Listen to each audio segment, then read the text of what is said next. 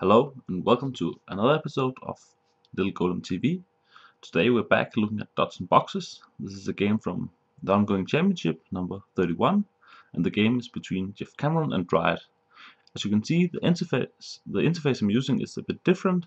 This is a direct screen capture from the triumph.com site, which is a really nice resource to analyze your Dots and Boxes games. So let's get to it. So Geoff Cameron starts out doing this move. It's always sort of hard to know what to read into moves from the beginning, so let's see. Dryad responds. You can sort of see he's sort of boxing away this part of the map, and because he's player 2 he wants 3 chains, so maybe he's going for a small chain up in this corner. We'll have to see. Geoff responds with this one, and you can see he's sort of going for a nice wall, going from the south to the north part of the map. So maybe he wants like 1 chain to the left and 1 to the right, because he's player 1, so he'll want 2 chains. Dryad responds, so he's starting to form a bit of a chain here. You can see Geoff is following the plan described, so he wants to build a nice long wall here. Now something happens from Dryad. He's saying, okay, Geoff, I don't want there to be 1 big chain here, so instead I'm going to try to make a little bit of a chain here. Then we have this one to the right and maybe another one to the far left. So let's see what Geoff will say to that. Okay, so you can see here Geoff is actually trying to take this chain Dryad's forming and twisting it to the left. So he wants this chain to take up all this part of the map, and then another chain will be here, so which will make the total 2. So these are just vague analysis, just to sort of explain the general picture of what they're doing.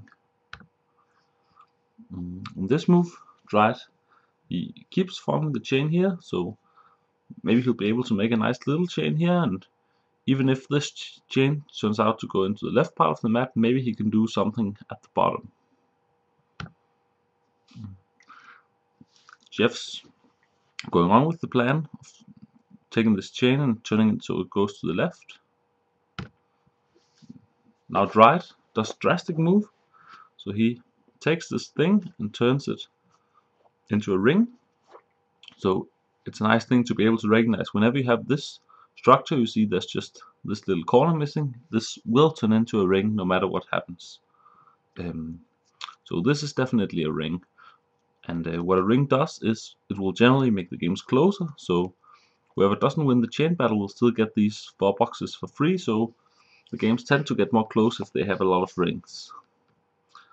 Let's see what happens next. Okay, so now Geoff says, okay, well, there's no chain in the middle, so there has to be a chain. So maybe he'll make a chain here on the bottom that could go into the left, so he could have his beloved 2 chains. And you can see the direct response here from Dryad.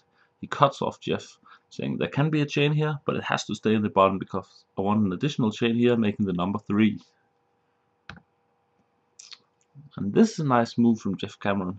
So by playing here on the top, he says, okay, well, this little thing here will have to go either to the right, which will join with this chain, or to the left, which will make it go over here. And if it goes to the left, you can see there could be a chain here, and one at the bottom, making it. Oh, sorry. Yeah,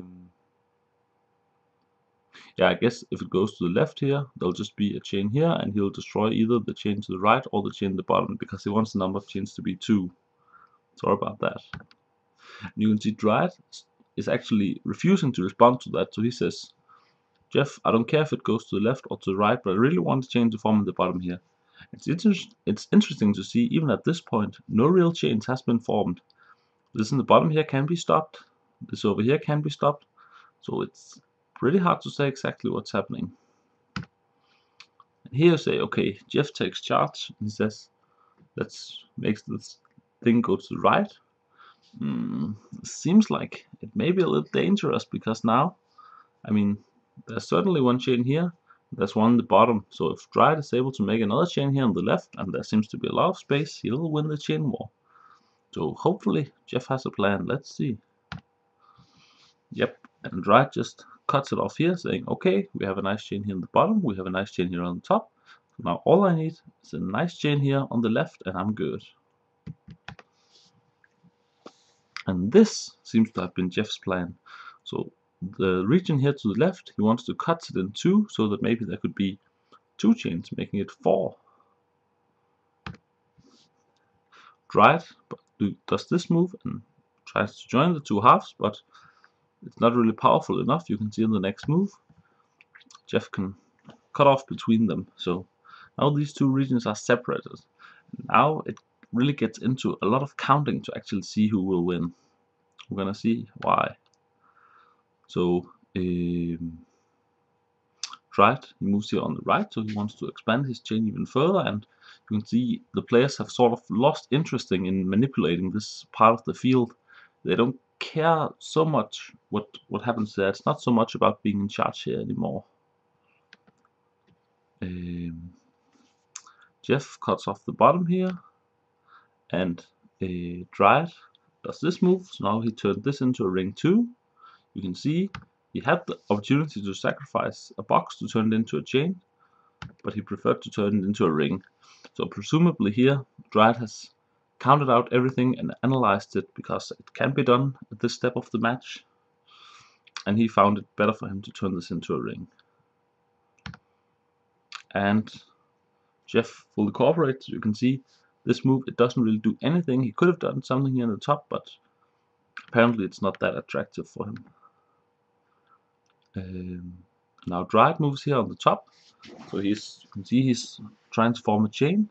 Okay, let's do the math again. So Dryad has one chain here, one chain here on the bottom, and now trying to make a chain in the top left. So you'd think that Geoff would play here in the middle of it to sacrifice it to win the chain battle, but the problem is that with these two rings, it's not really that attractive for him to win the chain battle anymore. I mean, there's not that much to gain from it. It might even be neutral. If he sacrifices these two rings, he might gain nothing from the chain battle. So you can see on his move, he actually cooperates. He makes it a short chain. He could have made it so that it would be all 4, but he makes it just 3. So he allows Dryad to win the chain battle. Nothing has been sacrificed from any player yet, which is sort of unusual. And it usually means that one player has missed something crucial. So now the players are just finishing up. This is the phase where they're sort of cooperating it. And now the short chain exchange starts. So all 1 and 2 chains will be sacrificed. You can see we have 3 1 chains and no 2 chains. So the player who lost the chain battle will get the majority here. So you can see Geoff Cameron got 2 of these, and Dryad just got just 1. So if the rest here is neutral, Geoff Cameron will be the winner, but if there is an advantage of being in control, Dryad will most certainly take an advantage, because he's a real skilled player and he'll be able to win it. So as an exercise, you can try and pause the video here and count it out, see for yourself. Otherwise, I'll just show you what happens. So Geoff opens this ring here, and Dryad actually chooses to take all 4, which means he gives up the control for the boxes, and he plays here. Geoff takes 1, gives away the 2, so Geoff wants to take control now. Dryad takes the 2, opens over here, where Geoff takes what the chain rule says, everything except 2. Dryad takes the 2, plays here, and now it's obvious that Geoff has to stay in control, so he sacrifices these 4 too to get the final ones. But you can see this only brings him to 12, and Dryad actually has the 13, so apparently it was worth it to be in control at that point, even though Geoff Cameron had a box more. So this gives Dryad the win, and it will will certainly be interesting to see what happens in the championship. Thanks a lot for watching, and I hope I'll see you all again soon. Bye!